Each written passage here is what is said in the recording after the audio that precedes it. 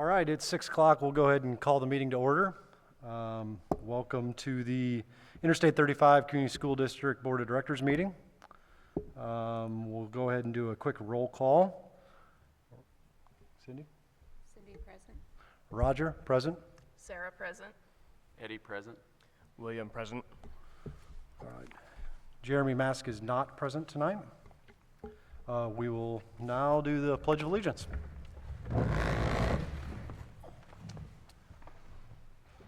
I pledge allegiance to the flag of the United States of America and to the republic for which it stands, one nation, under God, indivisible, with liberty and justice for all.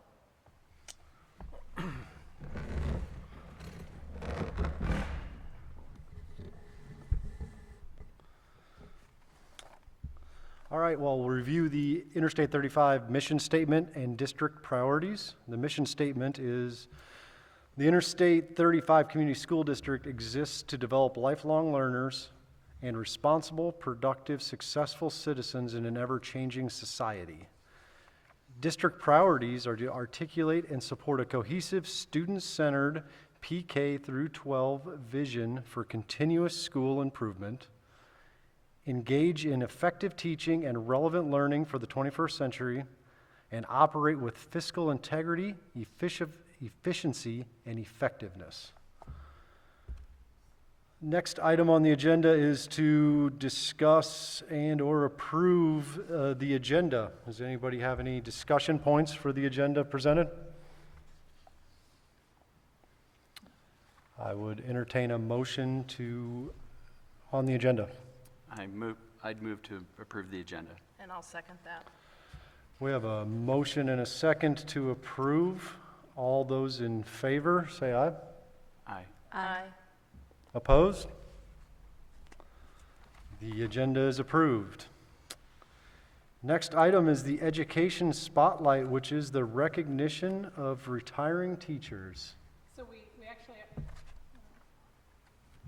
we actually have retiring teachers and some retiring staff. So we will go out into the commons. I just want to recognize, we'll do a little presentation out there with the number of years of service, but it's well over 100 years of service in our school system, and that really speaks volumes. So we're excited about wishing them well, but kind of bittersweet because they bring so much to us, but if we want to head out to the commons, we can recognize all of them.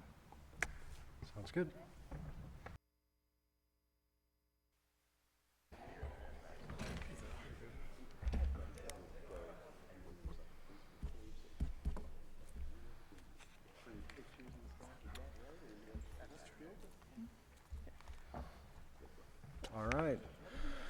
All right, next item on the agenda is the public hearing on amending the fiscal year 21 budget. Do we have any opening comments? The notice of public hearing for the amendment of the 2021 budget was published on May 12th in the Madisonian. By law, it has to be published between 10 and 20 days of the actual public hearing. If you remember, this budget was adopted over a year ago on March 23rd, 2020. And then after reviewing our expenditures in the 4 categories of instruction, total support services, non-instructional programs, and total other expenditures, we felt it necessary to increase the expenditures in 3 of the areas: total support services, non-instructional programs, and total other expenditures. By adopting the budget as published, we'll stay compliant by not spending more in any of these 4 areas. And we won't necessarily, I guess what I'm trying to say is it's more of a compliance issue. So when we have our auditors come out, we'll be within each of the 4 areas and be compliant. Okay. All right. Is there any comments from the public on amending the fiscal year 21 budget?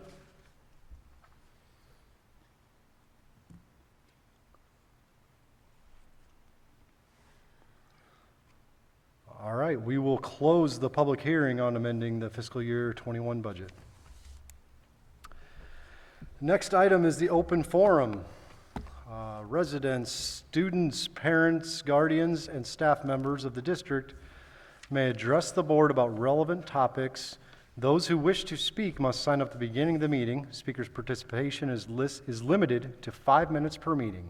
We ask speakers to remember that Iowa law prohibits the board from discussing specific employees or students or their performance. We have several signed up here this evening, and we have a microphone right here. First one is Heather Jelsma.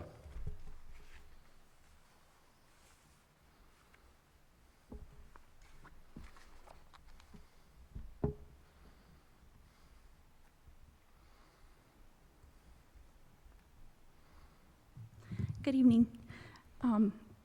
First, I want to thank Cindy especially for calling the special meeting on the 16th to get the mask mandate lifted. I appreciate all that you've done listening to us parents and making sure that that vote happened. I'm sure that most of you were hoping that I would go away along with the mandate. I'm sorry, but just the whole process of this, it's kind of opened my eyes to a lot of things, and I just have a few things that I want to say before I let the issue drop. To me, it's become obvious that all of this arguing and debating over masks was really just kind of a smokescreen for what I see as the real issue. Who has control of this school? And are parents the ones who get to decide what we want for our kids, or is it the superintendent and the school board? And I used to think that we were on the same team. Personally, I've been disappointed in the direction that we've seen the school going for the last couple of years. And the way that the whole mask issue was handled is really alarming to me as a parent. Just the failure to inform us of the masks last year, what felt like a complete disregard for our opinions, the refusal to take up issues that we as parents wanted to be discussed at board meetings. Your inability to act for our children shows me that this fight is not over. We have a lot more issues to discuss. So even though masks have gone away, this isn't over.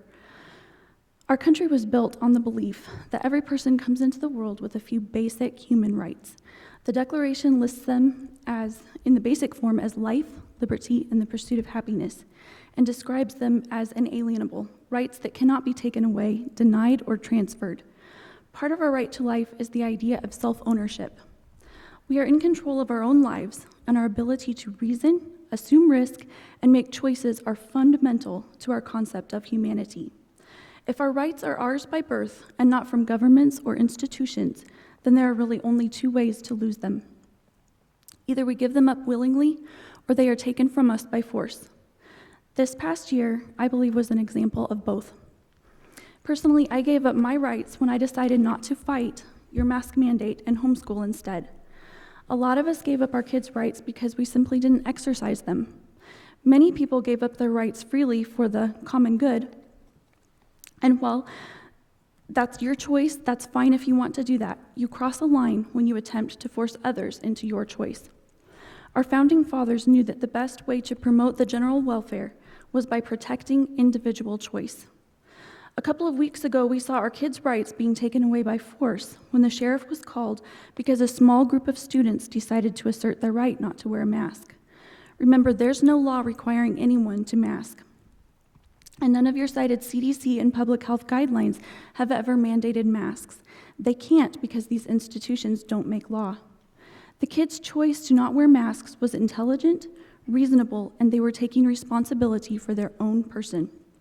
They demonstrated their choice peacefully, without violence to property or people. They acted courageously with conviction and boldness. While I was disappointed in the choice to bring law enforcement into a school policy issue, I don't blame the staff. I blame the school board and the superintendent. Tonight, I just wanted to make sure that someone recognized these kids and their parents for their courage in bringing statewide recognition to this problem and for getting the governor to act for them when the school board would not. Thanks to them, the mask issue is over, but there are many more that are not. I believe that you are all good people, and I believe that your motives and intention for the past school year were good. But there's a saying about the road to hell and good intentions. When your policies go against parental choice or violate the rights of students, it doesn't matter what your intentions were, the policies need to change. I hope that you will have the courage in the future to take action when necessary. Thank you.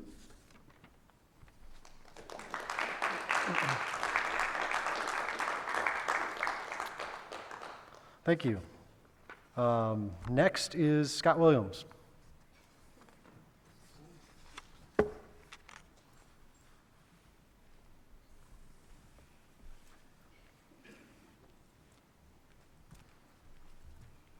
How's it going tonight? Tonight, I just wanted to talk about the standards-based grading. I mean, I really wouldn't even have been aware of this because as a parent, we weren't involved until the mask thing came up. And then we heard Cindy talking about it at the first meeting we went to when it came about, when Castor was talking about the standards-based grading. I have an employee that's child goes to, he's got 2 kids that go to Urbandale, and they do have the standards-based grading there. And just from his personal experience with it, he just tells us it's very watered down, and it's hard to even know where your kid is doing in school. The 4s and 3s, so very few kids ever get the 4s, which would be the A in our class now. So unless they're like way above and beyond, and then they get the 4s, but everybody else is a 3. And it just looks, from everything I've researched on it, it waters it down, and it makes everybody mediocre. It makes the teachers mediocre, it makes the students mediocre. The parents don't even have any idea what's going on.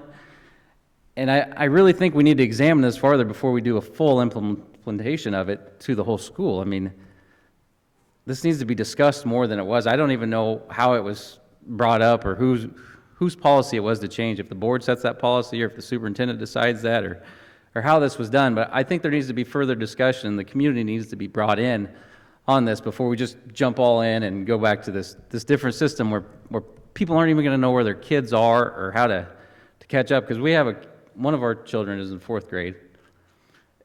Is that right? Oh, it's Ian, though, in 6th grade. Ian, the 6th grader, and she deals with it. And she's like, I don't have any idea how he's doing in these, just because it's complicated and we don't understand it. So we need to know more about it. So I don't know how that process takes place, the discussion that needs to happen, but we need further discussion on that. And that's one of the things that we're advocating to do before we just jump into it. And we hope that you guys can listen to that. Thank you, Scott.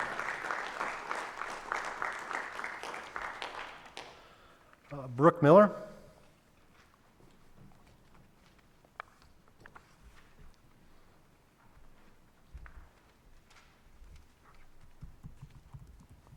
Good evening. My name is Brooke Miller. My husband and I have a 1st, 3rd, and 5th grader here at Interstate. We both grew up in Earlham, so it felt like a home to us when we were able to move here from the Winterset District. During our first 3 years here, we weren't really aware of what's going on and take complete responsibility for that. But we have learned so much in the last 2 months and will continue to shine light on these findings until someone has the courage to stand up and address these problems. I wanted to take a minute to follow up on the updated mask policy and address the masking on buses. I sent you an email the day after this decision was made that contained many districts who are not masking on buses. You cited the federal transportation mandate as your reason for needing to continue this on buses during the emergency meeting. However, based on Biden's executive order number 13998, it specifically states that masks be required on all public transportation as defined in section 5302 of Title 49, United States Code. If you review this section 14, subsection B, item 4, it specifically states that the term public transportation does not include school bus service. So I ask, are we just continuing to make up rules to fit the narrative or agenda rather than following the guidelines you so often ask for, or in this case, say your decision is based off of? I ask that this be addressed prior to the start of the 21-22 school year and will continue to follow this to make sure it gets done. I also feel like one of the most imminent concerns right now is the standard-based grading. You're all set to roll out a new grading system in a short 2.5 months, yet until the board meeting 2 months ago, we were completely unaware of this new system.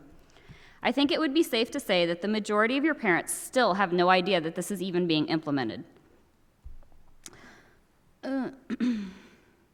This was yet another major decision made under the table by the district with no public forums or request for feedback from the community you serve, which is our children.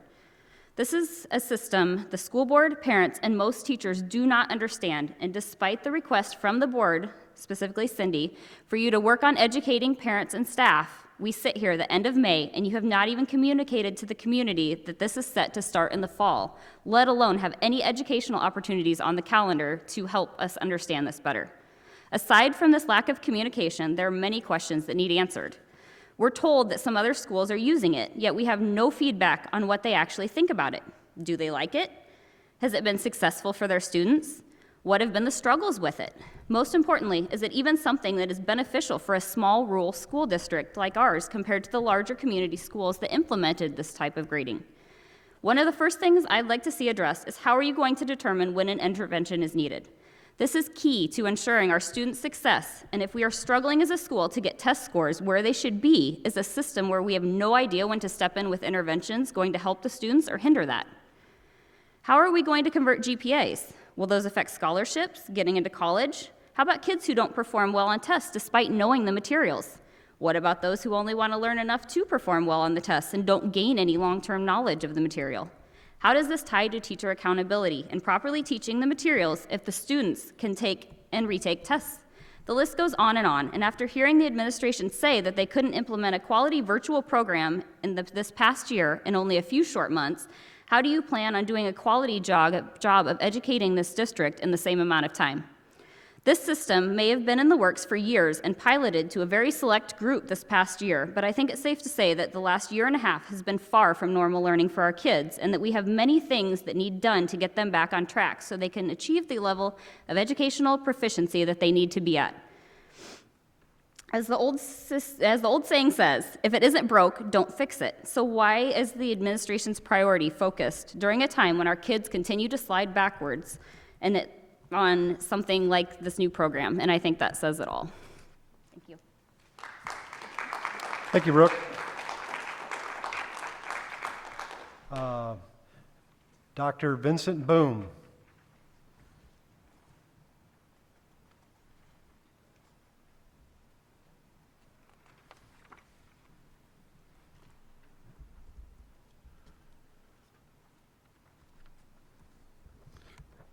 Good evening.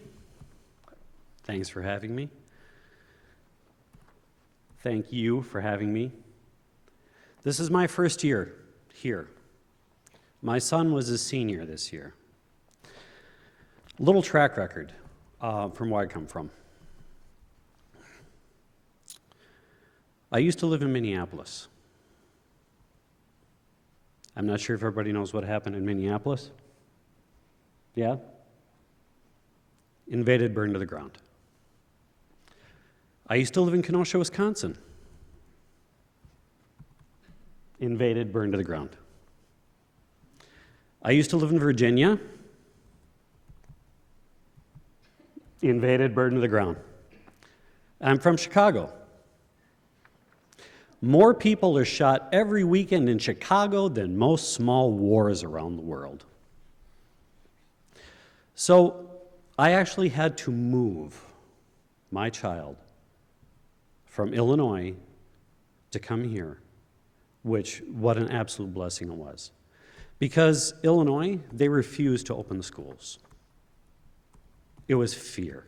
Fear, fear, fear, fear, fear. And that's all it was. So, we just finished this year on a high note. One of my good friends over here and I fought this mask mandate. We were almost drug out in handcuffs. But we won, thankfully. We dodged a bullet with that one. But I want everybody to understand something. This community is squarely in the same sites that all the other communities were in that I came from. And if you think the result is going to be different by pushing what you're pushing, you're horribly mistaken.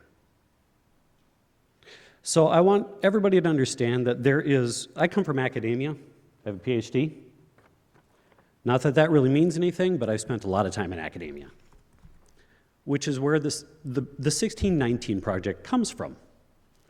Actually, it was written by a reporter of the New York Times, then pushed.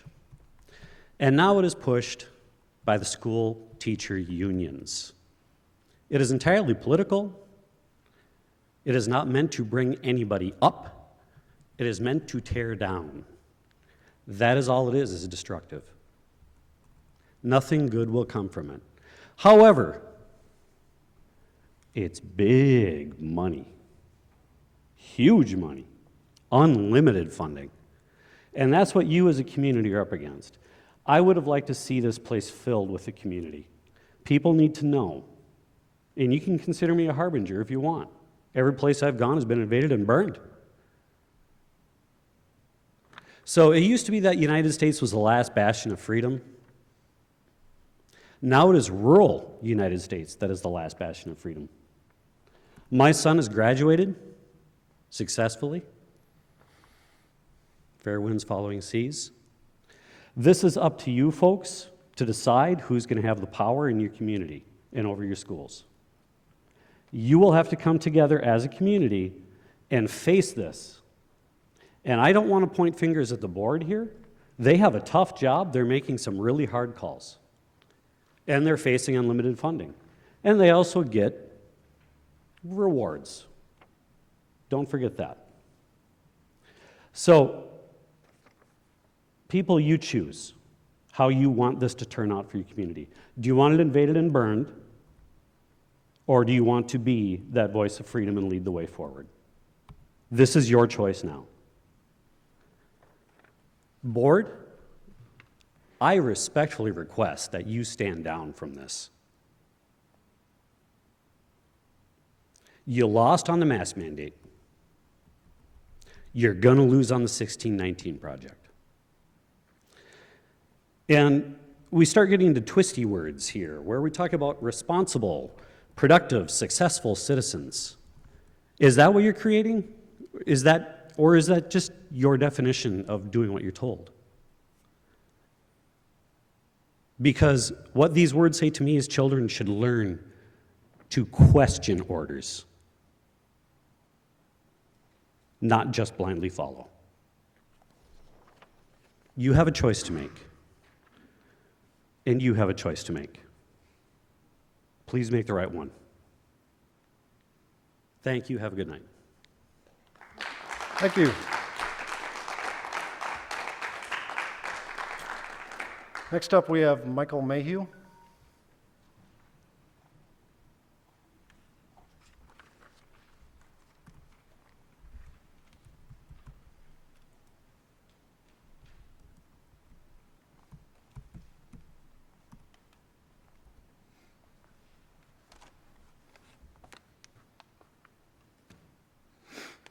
Good evening.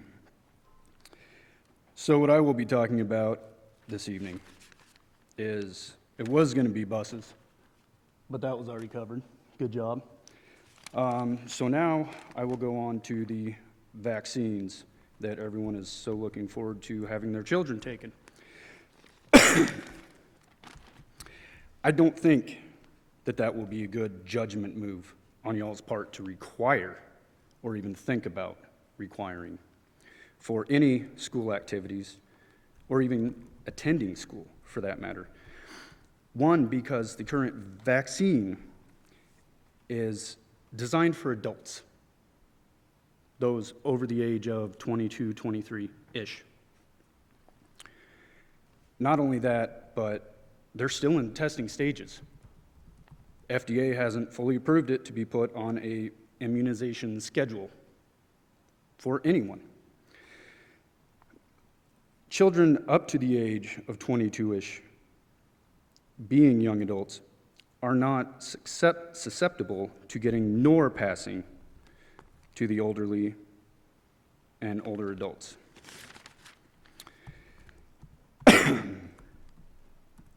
Not only that, but the vax is selective, cannot be imposed or required by anyone, any entity, as of now. So, as soon as you tell the kids that it's required, as soon as you say that to do any school functions, sports activities, that it is either pressuring, coercion, fear of reprisal, violating all forms of medical ethics, violating Nuremberg Code, Belmont Report, and basic principles of autonomy, which puts not only those above your head, but everyone in this room and all staff liable for any and all side effects and adverse events occurring to those whom receive the shot by non-voluntary declaration. Not only that, but asymptomatic persons in no way can be considered imminent threats for passing the COVID virus on. Thank you. Have a good evening. Thank you, Mr. Mayhew. Nathan Gibson.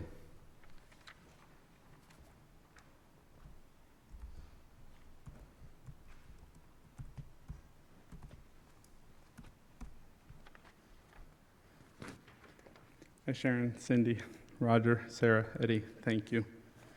I'll come up here this evening with 2 pens. This pen was used by one of the 20 pens used by Governor Reynolds to sign House File 847 into law. And this was Speaker Grassley's pen. There were 20 pens used to sign that bill into law to remove the mask mandate that technically you guys didn't have the permission to do anyways. And I'm proud to hold these pens.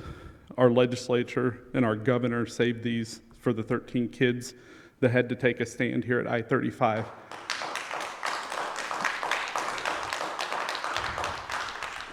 But these pens came at a high cost, an extremely high emotional cost to me, an emotional cost to my wife and those kids. It cost me relationships that I valued very, very much. I was put in a difficult situation to stand up for my kids' rights to not be masks and have to go head-to-head with a staff member, principal at this school that was my friend, and it put us both in a difficult situation. And I did not enjoy it one bit, but it had to be done. It had to create some attention to the issue, and they did. Their voices were heard. On Wednesday night, going into Thursday, I was on the phone with the legislators across the country, across Iowa, trying to understand what happened and being reassured personally by the governor that she was going to do something about it. But they also were stating, we've already stated that they shouldn't be doing mask mandates. They already said that through IDPH. She said, I lifted the mask mandates, but we're going to do more. And it should have never came to that. When I first addressed you guys up here, what was the first thing I talked about at the first school board meeting? I said, have courage. Please stand up and have courage. It takes nothing to be with the crowd. It takes everything to stand outside the crowd. And there were several school boards that had already done that. I provided a list to you, Sharon. I provided a list to all of you. And this is the Beacon, the rural community. This is why I moved out here, because we have different values. If people want to go to Des Moines Public School and wear masks, they have that ability. But this, we're supposed to be different out here. And I hoped that it hadn't came to that you guys would be able to make a decision based off what you were seeing, not just what you were being told to do. And that's what I want to teach our kids, and I think that's who each of you are. Like, I've talked with each of you. And I know each of you believe that we want to make decisions based off what we're experiencing, what we're seeing, not just what's regurgitated. Governor Reynolds does that today with Biden's failed policies and other things. She says, no, I'm not going to do certain things. And that's what I want the courage for this board, this community to be able to do, to stand up in courage and say no. And if we don't have lawyers that are advising us appropriately, fire them and get another conservative lawyer that can advise you based off of what we feel in this community.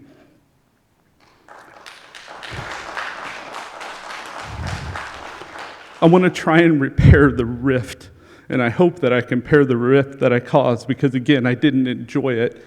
But I will tell you, I'll do it again every single time if it means to stand up for liberty and stand up for the freedom of choice, because it's worth the price every time. But I just hope we can repair this and go forward.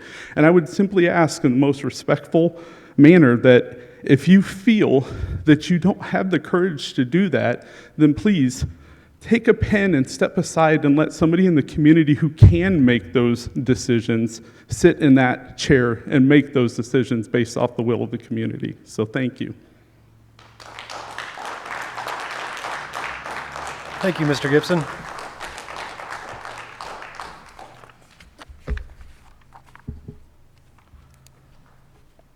All right, that is the end of our public forum. Next item on the agenda is the student representative report. So obviously, we have students who are excited about the policy change. However, as the public has stated, there's also students who are kind of worried about the new standardized system. Other than that, there's not much to say other than closing out the year and moving on to the year of 2021 and 2022 on a high note. Well, thank you. We got the principal reports next. Mr. Castor.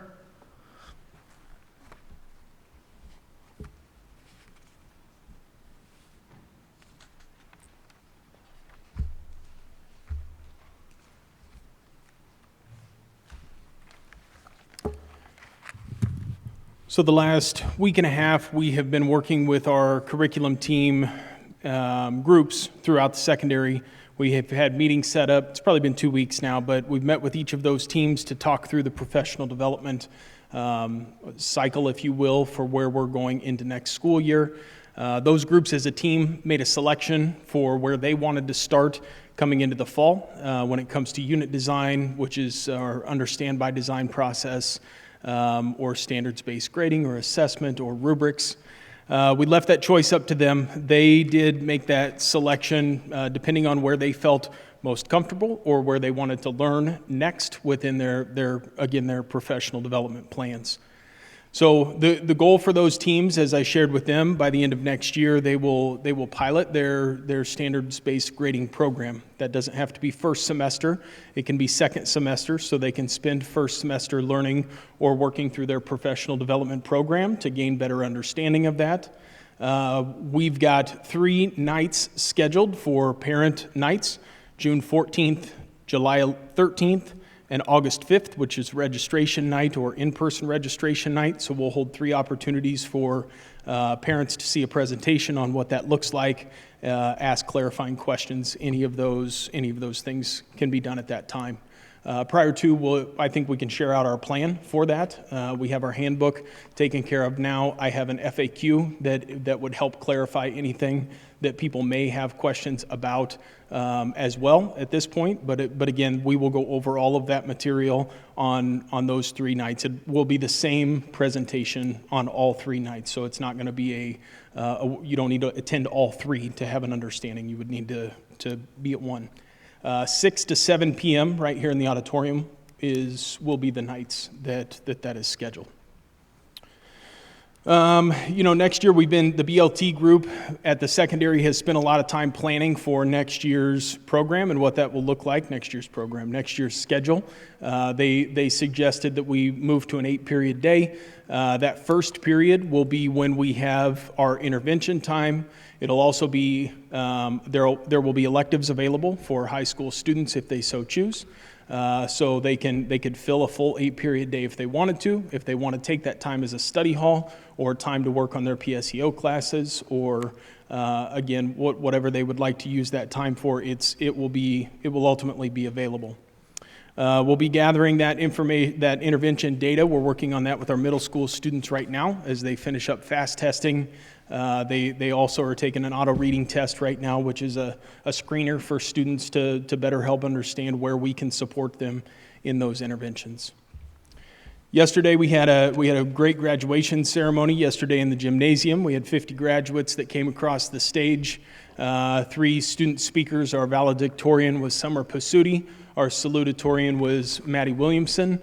And our class president was Gunnar Hutton, who represented their class very well in the words that they shared with the class. End of the year processes are in play for us right now. We've got checkout for students. They're getting those sheets signed as we speak. Don't forget to get yours signed, Will. But they're working through that right now, and we'll turn their computers and those checkout forms in on Wednesday when we have scheduled times for them to check that out. So Jeff and his team will be either issuing new laptops depending on the cycle or refurbishing and going through those laptops for the students. So that's the secondary report. First off, graduation, thank you for all the hard work. I know you had a lot of help and support with that, but I thought that went very well. had a year off to think about it, so Yeah. really appreciate that. Yeah. Secondly, the two standards-based grading forums that you're holding, The three. I'm sorry, three, I'm Yep. sorry, my bad. Yep. Will those be available live stream? Are we going to record any of those and put them We'll online? record them. I think it would be good to record them Okay. for parents that can't be here. We'll post them. It's not been added yet, but the intent would be to have a spot on our website so that people can go and see what that practice is. That's pretty standard practice at most schools. Van Meter and Earlham, who are both conference schools, are both standards-based schools, and both have a spot on their website that has all of their resources when it comes to their standards-based approach there. So. And I caught the June 14th and the August 5th. What was the July date? July 13th. July 13th. Okay. Thank you. Steve, you mentioned in there about, somewhere in here about the pilot, the teachers are Yeah. allowed to do a pilot determining first semester, second semester. Yep. So it's still only a pilot? It's not going Well, live, or help me Yeah, understand? I mean, we call it a pilot because they're implementing it for the first time in their curriculum. So as most of them have talked, they'll spend the majority of the first semester working through their Understand by Design, their unit planning process, planning for that second semester. So as they go into that second semester, they will teach their units that they have designed. We call it a pilot so that when they get all done, if there's things they want to adjust or change with that, then they'll be able to do that at that time before it's fully implemented within their courses. So when, say they go with the second semester as a pilot, so Yep. then would they also grade the original way in tandem in the second semester Mm-hmm. at all in order to, I'm just trying to understand how Yeah.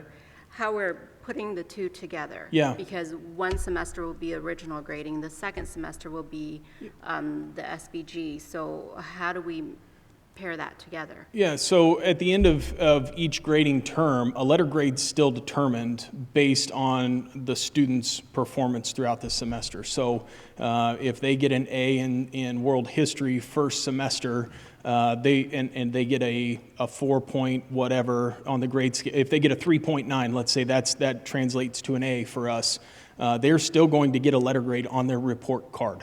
So if a parent looks at the report card without actually going into PowerSchool, they're going to see a grade report that lists a letter grade. We do that for the transcript purposes, so it will translate over nicely. Yep. So they'll blend together well, just like the English department is doing that right now. So every teacher has the option to pick the semester they want to implement this? Yep. And they're going to get... As a curriculum team, let me clarify. Okay. So if one of the social studies teachers says, yay, we're ready to go, but another one says, I want to learn more, the majority have gone to, we want to start that unit planning in the fall so that we're ready to go in the spring. And so it's a team decision. It's not a individual decision. Okay. So you're talking social studies group, science group, reading, and so on? Yep. Okay, so they're making that decision as a team? As a team, yep. And that's what their professional development groups will be structured as next year. We've got 2 times scheduled each week, 2 times a week for each of those teams to work through that unit planning process or whatever their professional development goal is. We will come together and meet in one of the conference rooms. They'll have an instructional coach there to support as well as an administrator to make sure that we're supporting them doing their work. Thank you. Okay. Anything else? All right, Thanks, we'll guys. go to the man upstairs in the crow's nest. How we doing? I'm a little hot there.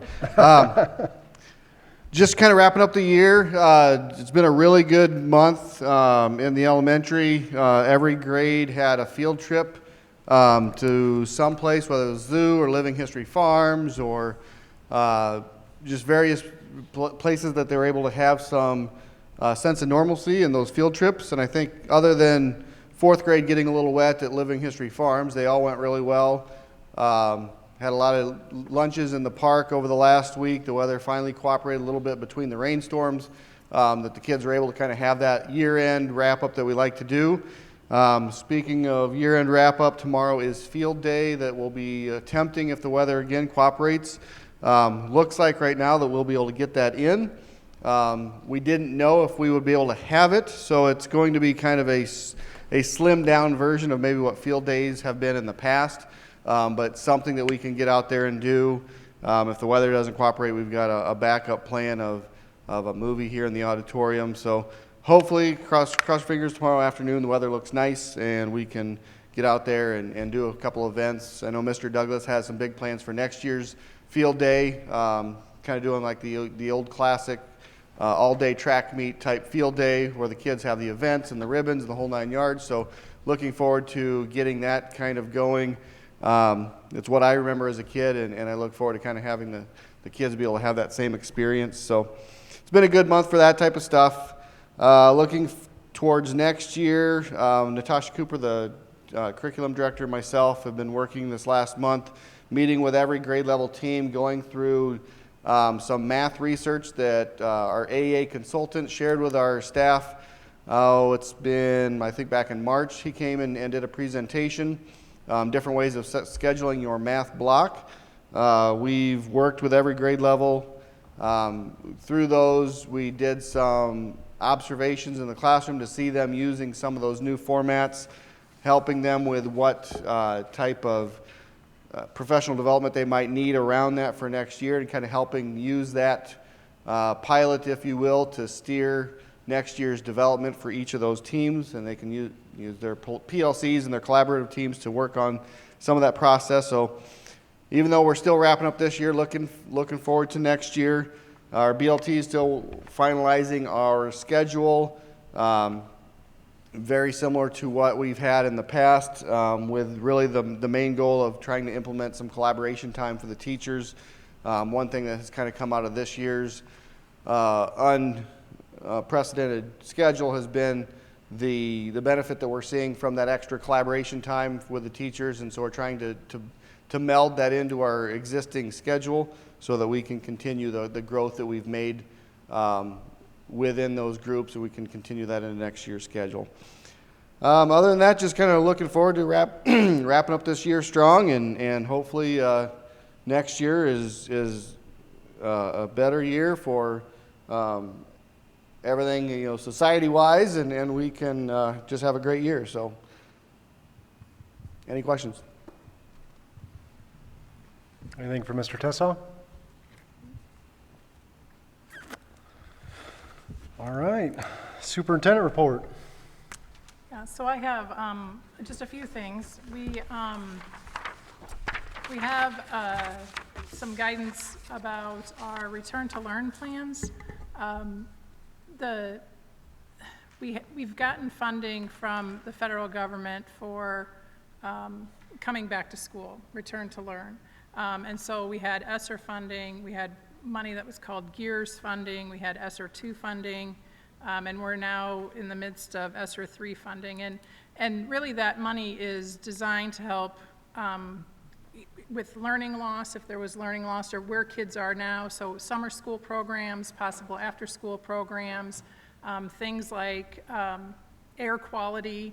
So all of those things go into this ESSER 3. Well, 20% of that funding is used for learning directly. And so this next year we have hired an interventionist to work specifically with our middle school students, so we can provide some targeted interventions for that. Well, with that, we've gotten guidance from the Department of Ed. They have to submit a plan to the federal government that just explains what our return to learn is. Now, we've done these plans. We did our plan last July. So all of our schools have done that. The only caveat to that is we have to make sure we update them every 6 months. And so in July, we'll update that again with the most recent guidance. As I see it, things probably won't change unless they might look at, I can see the Iowa Department of Public Health possibly moving from a 6-foot social distancing to a 3-foot. You know, I mean, things like that. And if that happens, that'll change some of our practices around lunch possibly. But really, our return to learn plan has kids in classes. We've committed to keeping our class sizes smaller so kids can spread out a little bit. We're still going to do that next year. So all of that, the plan really, in essence, doesn't change. The one thing that does change is our health and safety guidelines. So if we go back to last Thursday, when we had the law go into effect, there were some questions about what do we do on buses. And when we talked with the Department of Education, the Director of Transportation, he said masks are required on buses. So we wanted to find out more. We talked to the lawyer, and she got back to me again today. And really what it's about is we have a state law and we have a federal mandate. The caveat is that the interpretation about buses, school buses being a part of that is CDC. And so there's not enough of a correlation that we think that the CDC can interpret that federal law. And so as we look at, you know, recommendations from the attorney, kind of talking amongst board members and just where do we want to be, we're getting ready to start summer. We've got summer activities all summer. And so what I'm going to do, this does not require board action, but I want to show the change that we're going to recommend or that I'm going to have for tomorrow, because that's when our summer sports start. But the guidance is that we still recommend masks on buses because that's the federal mandate, but not require. And so this I'm going to send out to parents tonight. It doesn't require board action because it's not a board policy. And just kind of follow that guidelines. Now you have to understand that if it does become interpreted that the federal mandate trumps the state law, then we would have to change that. But there's such a question of legality there that's, I think, probably months down the road before somebody decides that. So this will be what I send out tonight to update that. This is one component of that return to learn plan. So I know people have asked me in kind of, we want to plan for next school year. We want to make sure that we're putting our kids in the right place and affording them the education that we want them to have. So this is, as far as I understand it, this is the guidance that we'll start the year with unless something else changes. Like I said, the social distancing, the distance between that might change, which would maybe change some of our lunch practices. But other than that, this will be what I anticipate we'll start with. So we'll look at this again in July, which we've talked about, to see if any of this needs to be changed until then. So this will be how we operate summer school activities this summer, and then starting next year unless we get different guidance. But like I said, I think there's a question between right now the state and the federal government that they have to work out, that we're going to follow Iowa public health guidelines, which is pretty much parents get to choose that. So this will be what I recommend for that. I also had a question about the kind of the return to learn as far as Schoology. Schoology is a learning management system, so we used Google Classroom before. This is kind of the same process. It's how to turn in assignments, where you can post a calendar of what's happening. We did do it this past year, as a way to look at our remote learning and make sure that students that either had to quarantine and were gone for up to 2 weeks, or students who chose to do remote learning had access to the same material that the kids in the building had, because that was one of the focuses of that return to learn. We didn't want it to be something that wasn't by our teachers, and so it did put, obviously, as we've talked before, a lot of extra burden on our teachers. Well, we knew we couldn't do that this next year. And we told the teachers that when we started, 1 year we have to do this because we want to keep these relationships, kids in and out. We really didn't know what we were up against when we started in August. So this next school year, we're still going to use Schoology, but the expectation is, and I think the question came from, how is it going to work for remote learning? Well, we're not going to offer remote learning unless somebody's gone like they typically would have been gone in years past. So our younger grades will probably do a packet of information for families. So if you want to quarantine your child, or if your child has to be home, then we're just going to send the paper packet that goes home like we typically did when kids weren't in school.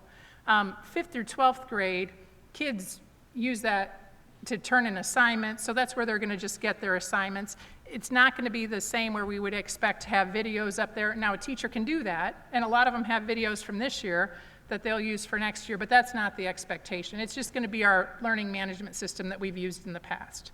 So that, that's kind of where we are. The team is convening this summer to kind of go through the whole plan. Much of it has changed thanks to the changes in the guidance, so that'll be updated. But some of the things we're going to do really are around social distancing, because that's really the guidance that we still have to pay attention to. So the other thing that I wanted to mention real quickly, because it was mentioned by an administrator, is that we've tentatively landed on our three learning goals for next year. And I just want to mention them because they're going to be, you've heard that we had the curriculum team meeting with the elementary, with our curriculum director. We had our high school teams meeting and our middle school teams meeting. What we've realized is, so we have three goals: core instruction, which means what everybody gets in every class being solid, social emotional learning, and that's ongoing, and then assessments, making sure that our assessments are tied to our core instruction, and just making sure that there aren't gaps. So if we're teaching this, and this is what kids are showing us, did they get it? Was our instruction solid? Do we have to rethink that? And that's what that collaboration is all about. So what we've realized as we talk as an administrative team is not all teachers are in the same place. Not all departments are in the same place. And so we've had to really kind of focus on how do we individualize, still with the same goals, how do we individualize the instruction for each of these departments and structure their learning so that we get to the same goal, but we take them from where they are and move them. And so that's what this last 2 or 3 weeks has been about. So those will present, typically we present those in July or August for the goals, but I wanted you to kind of get an idea what those three were, so when you heard our administrators talking about what we're doing for next steps, you kind of saw how they fit into that process. Last and surely not least, Brayton Weber is here. He is our new AD. I wanted him to come and introduce himself. We're extremely excited that he's with us. He will be around in June. Mr. Smith's wife is expecting, and so he'll be here for some events in June. But I just wanted to let him introduce himself, and if you have any questions, you can grill him. You don't want to waste that much time doing that, trust me. Well, luckily I was able to meet everybody beforehand at the outing here, and then hopefully more of the public I'll get to meet at baseball, softball, and more events to come. So most of my career was special ed and then dean, but I spent the last 20 years coaching, kids as early as 4 years old up to 18. And one of the coolest things, like after school today, I got to do another signing and picture with another athlete that's going to go play at the D1 level. And I've been coaching her year-round since she was 6, and that's my second one this year that I've been coaching for 12 years. And so coming to this community, I feel like it's a grander scale of what I've been doing on a smaller scale, which I get to walk the halls and be part of elementary and middle school and high school and get to see those kids come all the way up, through graduation. So I'm pretty excited to get going, and told Keegan's wife to have that baby come quick so I can come help out more. So otherwise, if you got any questions, anytime, I'm here, I'm open book. So thank you very much for having me. And his I-35 email is activated, so. So bombard me, Yep. send it, so. If you have questions or things, he'll be ready for you. Well, welcome. All right, thank you very much. Thank you. Is that all for the superintendent report? It is, unless you have questions. Does anybody have anything? I do. I have a quick question. Can you just clarify for me? We didn't do anything on the virtual academy the last time, and since it's not implemented, we don't have to have a vote on it? I mean, is it? Right, yeah, it's so just a we're not done going to deal? offer it for next year, so we're not going to take a vote not to offer. I think the question becomes, do we want to consider it in the future? And that's just something that as a board, you guys will have to let me know if a year, 2, 3, we want to talk about it, or if not, then as far as I'm concerned, until I hear different, or until we get different guidance. I mean, if the state comes out and tells us like this last year, you have to have a virtual option, then we'll come up with a virtual option. But Yeah, as far as I'm concerned, that's not an option. It's not on the table right now. If we have kids that are absent for quarantine or isolation or whatever, it's going to be treated as if they had mono and they weren't in school. So, Okay. Yep. Thanks. So I was just curious, you said the 3 learning goals are core instruction, social and emotional learning, and assessments. I think I understand core instruction and assessments. That one that's fuzzy is social and emotional learning. How do you build something to, Yeah. capture that goal? Yes, so last year, we went with a curriculum that's called Second Step.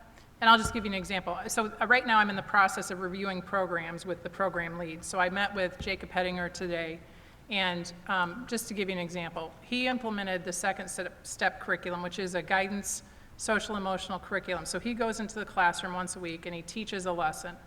The teachers then have follow-up activities. And so it's about things like bullying, it's about self-advocacy, it's about how to take care of yourself and who you are. So it's all of those things that help kids really kind of understand some of the things that happen when trauma happens or when adversity happens, and how can they figure out what their strategies are to be strong through that. So his example, and I'm just going to pull it up real quick, so bear with me for 30 seconds. Because I want to get the numbers right. He looked at the data from last year and this year, and obviously last year we were gone in March, but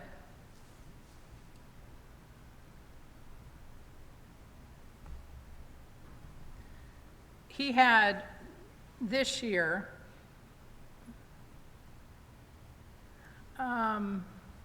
over 500 meetings with students for various reasons that he documented. Now, he obviously talks to kids a lot more than that, but the documented meetings, he had over 500 this year. For those of you that don't know, Mr. Hettinger is our K-6 counselor. He implemented the Second Steps bullying curriculum, which again, awareness, making sure kids understand the terms, making sure they understand what it is and what they should do if it happens, and what happens if they are the bullying individual. So in the 2019-2020 school year, 19% of his conversations that he documents were around bullying. So almost 1 in every 5 conversations he had last year was around bullying. This year, it's less than 10%. So when we talk about social emotional learning, it's using tools to give kids strategies to deal with adversity. And so what do we do next in that program is kind of the conversation that we're having at that level. How do we engage teachers in that same vocabulary? How do we help parents be aware of what that is and what strategies they can work with their kids on? How do we train our associates who are out on the playground? Because, Jeff, if I'm not mistaken, it's playground and where are our 2 biggest behavior challenges? Playground and? Playground, lunchroom, hallways, bathrooms. So it's our unstructured areas. So when kids have to make decisions for themselves. And so, because obviously for teachers in the classroom, they're helping with that process. So most of our referrals come from those unstructured areas. So are we equipping kids with strategies so that they can do that? And so from just this data from last year to this year, there was a 9% decrease in the number of conversations had around bullying from our K-6 counselor. So that's what we're talking about, social emotional. How do we take that to the next step? And then we also do it, Steve, and you can correct me if I'm wrong, our advisory teams use that same, not the same, obviously it's grade appropriate, but we use that same curriculum 5 through 12. Yeah. And I have not met with Angela yet about that data, but Yeah. that's No, what we're it's- talking about with that. Yeah. That's good. And then the only other thing was the SR funding. I know this is way back to the beginning. Yeah. But that's 20% is going to be used to help fund a liaison? An interventionist. Interventionist. Right.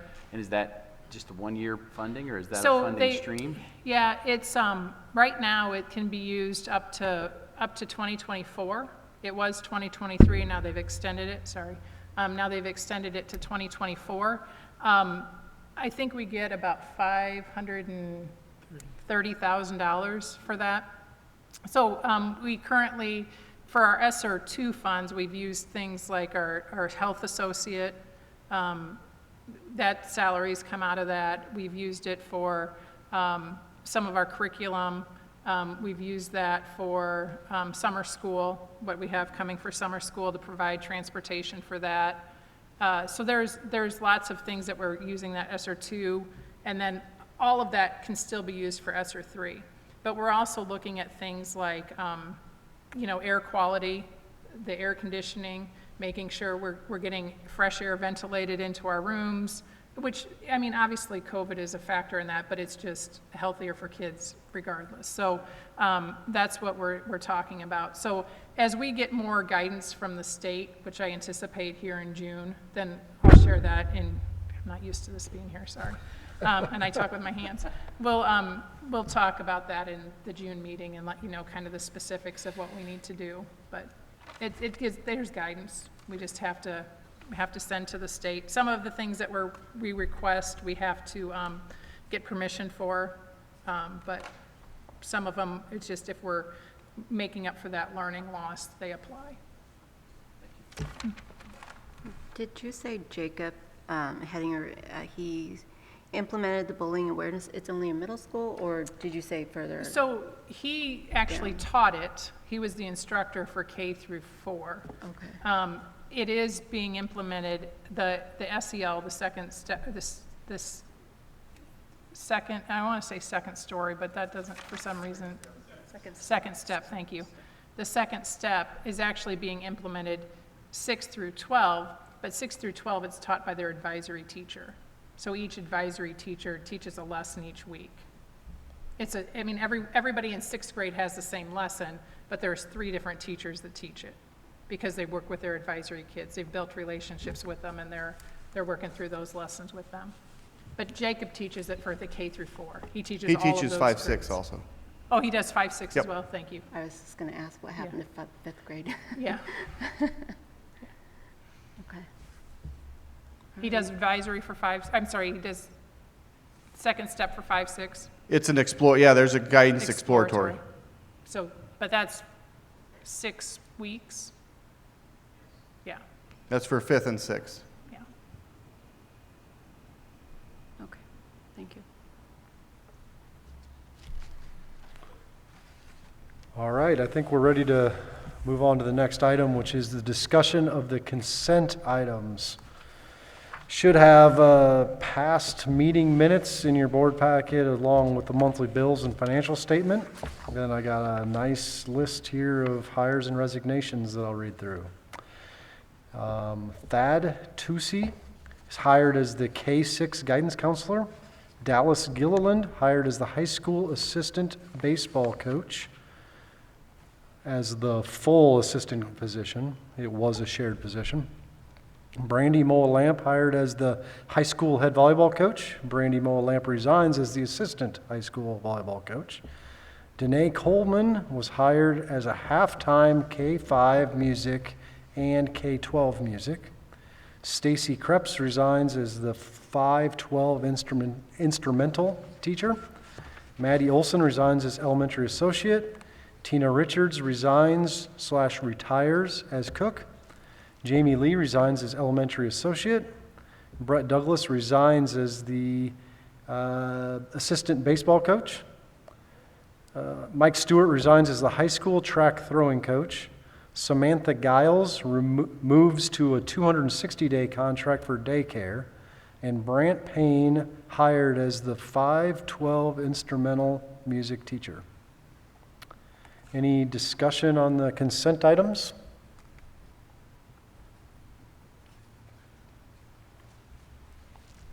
I would entertain a motion on the consent items. I'll make a motion to approve the consent items. I'd second that. We got a motion and a second to approve the consent items. All those in favor, say aye. Aye. Aye. Opposed? Motion carries. Next item is, we're now into our items for discussion. Got a few of those tonight. First one is the paper cut contract, which sounds exciting. Said no one ever. Mr. Tessa, do you want to explain this one, please? Yeah, so I provided a little narrative of kind of what it does. Is basically it's a printing management program that allows us to centrally manage all of our copiers and all of our print jobs. Right now, all of our copiers are just kind of individual standing items. So when you go to print a job, you have to select which printer or copier you want, and then you go physically to that copier to pick it up. The problem that we have a lot is print jobs will just come to the copier and they're either not claimed or we don't even know who printed them. There's a healthy amount every day from every copier that gets tossed in the recycling bin. The way that this program works is that the print jobs just go to a central, I'd call it a cloud, but it's not on the internet, it's on our local network, but it just sits on a print server until a teacher or a student goes up to any copier in the building, and then they can log in to that copier, select the print job, and then it will come to them. So it's called Follow Me Printing. They don't have to worry about what copier it's going to. They can pick it from any copier that they want. And if no one ever claims a print job, in 2 days it just it disappears. The estimated cost savings, they say 10 to 15% of our current printing per year just in non-wasted print jobs. So I've looked at it before. The cost had always been cost prohibitive. In recent years, they've changed the way that their licensing structure works. So instead of per user, it's per copier. It's made it much more affordable. So we did have a demo a couple of months ago and got some quotes, and it's something the IT department would like to look into, just because I think it will help us eliminate some of our waste and decrease our costs, and even just make that printing process a little bit smoother for teachers. Plus, we will be able to probably eliminate some of our copiers that we have in locations that, say, a teacher needs a printer of their own for confidentiality, since they're going to print an IEP and they want to make sure it doesn't go to a public printer. Since that print job doesn't come until they go to claim it anyway, we wouldn't need to have those confidentiality printers, which would again decrease our copier contract. Go ahead. I was just going to ask, would it be able,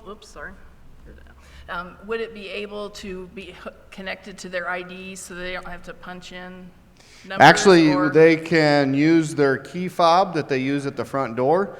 The part of the contract, that the proposal that's in front of you includes a card reader for every copier, and they can badge in with that key fob. Now, students would log in a different method, and the software does sync with Google Admin. So they can, basically, if you have an email address, you have an account already, so we don't have to have that duplication of accounts. And even the key fob thing, it doesn't have to be our school one, because we don't add it. They log in, and then they have an option to add a credential. It could be their Anytime Fitness card or whatever that they just tie to their account. Can you adjust the 2 days if you want to have it less? I think so. I think you can have that expiration time adjusted. So this quote, this is a annual fee, I assume? No, actually, that is a 5-year program on that quote. So they have included in there's a maintenance piece, and that's quoted a 5 years worth of maintenance on that, because there's a cost decrease if you lock into 5 years. Most of that is the first year cost of licensing and the card reader installation. Ongoing costs were about $1,000 a year. Okay. Compared to the original quotes I was hearing about 10 years ago of $30,000 a year, I was pleasantly surprised when it was $1,000. So this initial cost is the setup, and then after that, starting next year or the year after? In 5 years, would be our next time we'd have to pay maintenance. And at that time, we could decide to do year by year, which I think was $1,500 a year, or we could choose to do another 5 years and get that discounted rate of $1,000 a year. Okay. And that's for software updates and just an overall maintenance agreement. And this is through our current copier company, so we wouldn't have to change service companies. Any additional questions or discussion? I would entertain a motion on the paper cut contract. I'd move to approve the paper cut contract as presented. And I'll second that. All right, it's been moved and seconded to approve the paper cut contract. All those in favor, say aye. Aye. Aye. Opposed? Contract is approved. The next one is the favorite bread and milk contracts. So this is, I think, pretty self-explanatory. We put out for bid each year our milk or our dairy and our bread contracts. We requested a bid from 3 different companies. We did receive back from 2. So we bid Highland, Anderson, Erickson, and Dean Foods. Dean Foods did not submit a bid this year. Of the 2 that were remaining close, Highland Dairy, which is who we currently use, had the low bid. So the recommendation is that we use Highland Dairy again. And then the same thing with the bread bid we put out for Pan of Gold, Bimbo Baking USA, and Rotella's Bakery. And the Pan of Gold, which is our current contract, was the only one that submitted a bid. And it seems to be competitive. So we would recommend that we approve both the Highland Dairy and the Pan of Gold bids. Any discussion on the dairy and bread contracts?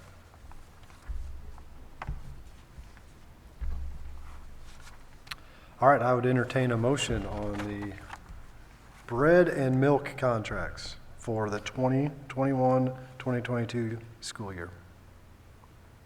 I'll move to approve the bread and milk bids for the 2021-2022 school year. I'll second that. All right, it's been moved and seconded to approve the bread and milk contracts for the 2021-2022 school year. All those in favor, say aye. Aye. Aye. Opposed? Contracts approved. Next item is student fees. So each year, we look at our student fees. This is for textbooks, daycare, activities passes, all the things that we charge students for. There are no increases this year to any of our fees. I did get a question about the textbook fee. One of the students didn't have a textbook, but this includes all of our licensing for our online books, because some of our classes now have online versions of the book. So this includes that. The only caveat is the lunch fees. In the fall, the USDA made lunch free for every student. If you get a second to lunch, then you'd pay the regular second's lunch price. We know that the USD is continuing that through next year, so lunch is free for students for next year. But if a student wants a second, they have to pay the second's price. That price is determined in conjunction with the USDA and our state. And so right now, they just had their first meeting today. And so we anticipate that there will be no increase to our prices, but I just wanted you to be aware that that might come. We might have to increase that. We increased it 2 years ago, and I think that that is still within the guidelines of where we want to be. So I do not anticipate that increasing, but I just want to let you know that once that's all been worked through, we might have to come back and have that conversation. But to my knowledge, and I think Deanne Strange, who is in charge of our lunch program, free and reduced process, we're not going to see an increase. But I just want to let you know we don't have that information yet. The data has not been given to us yet, so. Yeah, I did see the preschool registration fee went down a little bit. That was the only other real change there, Yeah. right? Okay. Any questions or discussion on the student fees?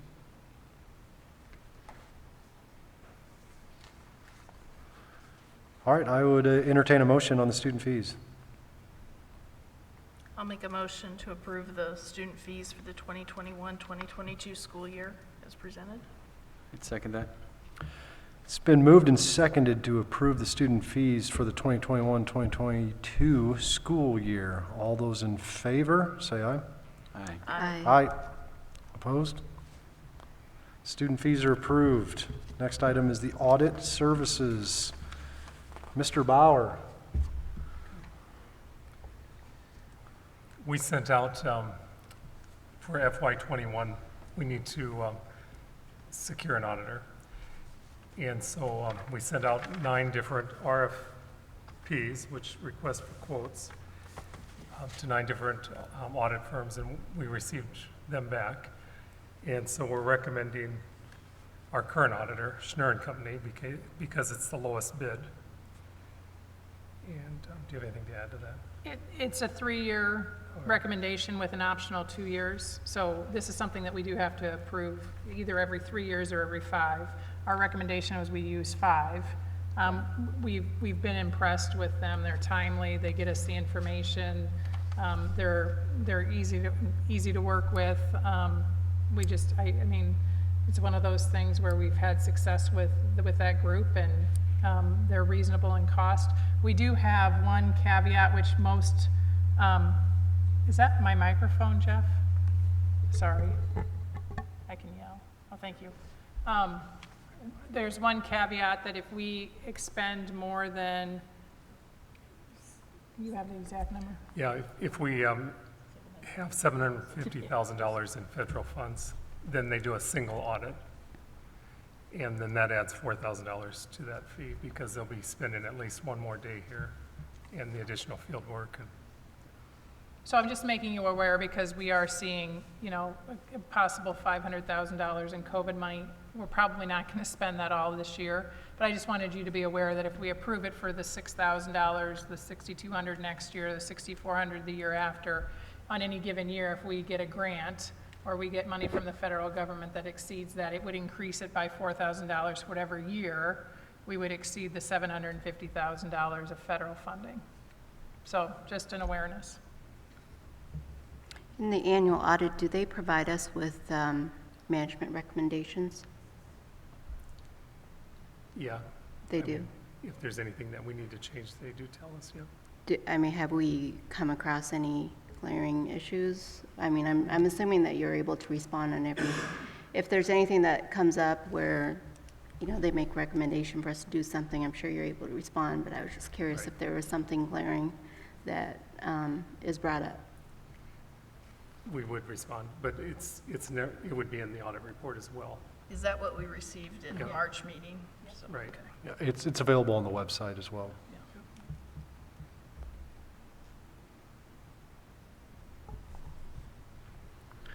Any other discussion on the audit services?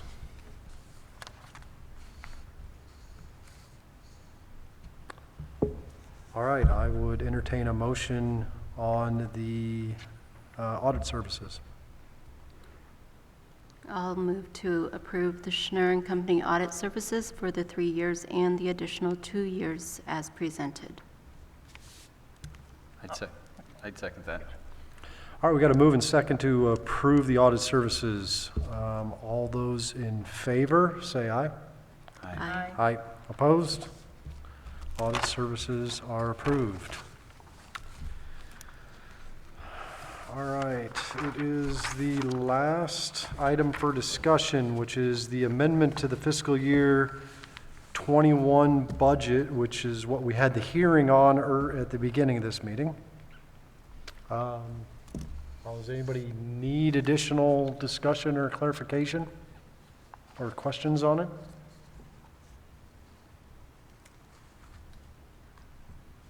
No? It would note that there's no tax increases associated with this, right, Ted? Yep, okay, thanks. That's a great clarification. Right, I mean, you see, yeah, a budget hearing, so. Yes. Thank you. Can Can I just give you one example? So Yep. when we got money to do the daycare roof and remodel, we got the $80,000. That comes into general fund, but we have to assign it to something.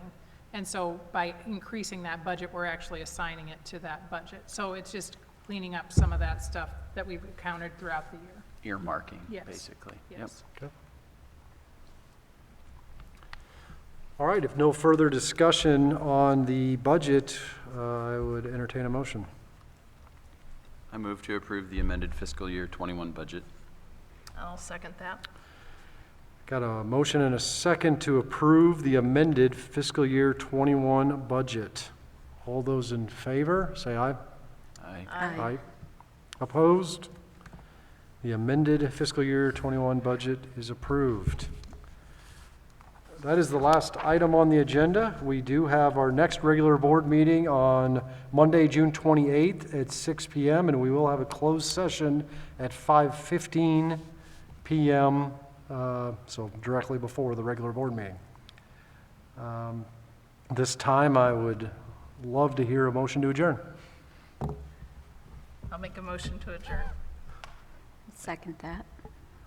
It's been moved and seconded to adjourn. All those in favor? Aye. Aye. Opposed? We are adjourned. Thank you.